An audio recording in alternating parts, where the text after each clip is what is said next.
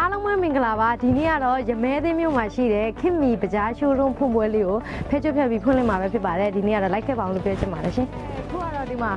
ပကြားရှိုးရုံးပိုင်ရှင်နေနဲ့ပါဒီနေ့ဖဲကျွတ်ဖြတ်မှာပဲဖြစ်ပါတယ်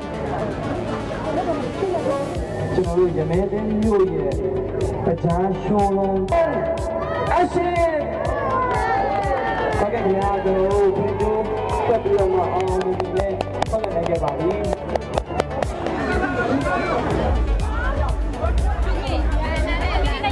公家是每天就要俺来不啦？俺嘛就是俺嘛。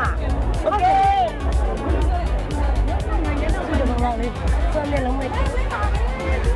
哎，妈妈走了走了。